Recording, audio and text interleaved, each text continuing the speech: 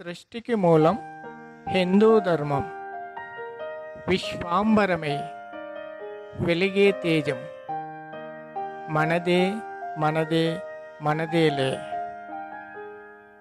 ఇది సనాతనం, అతి పురాతనం. మనదే మనదే మనదేలే.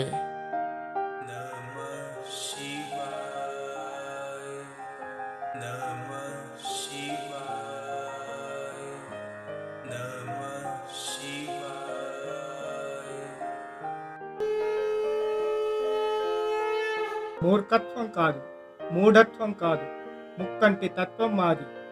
మేము హిందువులం.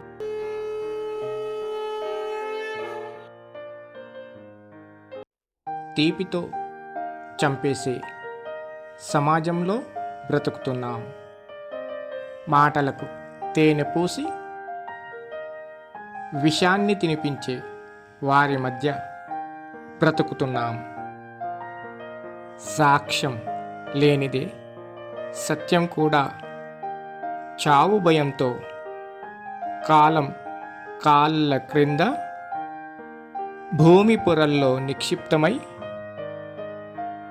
కనుమరుగైపోతుంటే ఏమీ చేయలేని దుస్థితిలో సాక్ష్యం కోసం సాగరమదనం చేస్తుంటే పాల సముద్రంలోంచి కూడా విషజ్వాలలు వాయువులై దహించి వేస్తుంటే ధర్మమే ధర్మ సంకటంలో పడి ఒడ్డున పడ్డ చేప పిల్లల గిలగిలా కొట్టుకుంటుంది.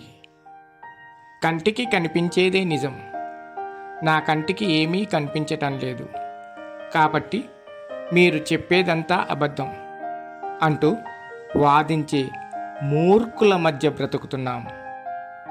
ఎన్నో సంవత్సరాలుగా ప్రతి నిత్యం ఎన్నెన్నో శోధనలు చేస్తున్న శాస్త్రవేత్తలు పరిపరి విధాలుగా పరిశోధనలు చేసి మేము ఫలానా దానిని కనుగొన్నాం అంటున్నారు. కానీ మేము దీనిని సృష్టించాం అని చెప్పకపోవడానికి కారణం అందరికీ తెలిసిన సత్యమే. మనం చూడలేనిది శాస్త్రవేత్తలు చూశారని అర్థం. అయినప్పటికీ కొందరు ఓర్పులేని మహానుభావులు సత్యాన్ని అసత్యంగా, అసత్యాన్ని సత్యంగా ప్రచారం చేస్తూ తమ స్వార్థం కోసం ఊసరవెల్లిలాగా రంగులు మారుస్తూ అన్నం పెట్టిన ఇంటికే కన్నం పెట్టి కన్నతల్లినే గాయపరుస్తూ కాలం గడుపుకునే కసాయి వాళ్ళు మన మధ్యనే మనవేషం వేసుకొని మనల్నే వెన్నుపోటు పొడుస్తూ తమను తాము సమర్థించుకుని ఎదుటివారిని హేళన చేస్తూ బ్రతుకుతున్న మహానుభావులారా, మీరు నిజానిజాలు తెలుసుకునే ప్రయత్నం చేస్తే ఎప్పుడో ఒకప్పుడు మీకు జ్ఞానోదయం కలుగుతుందని ఆశిస్తూ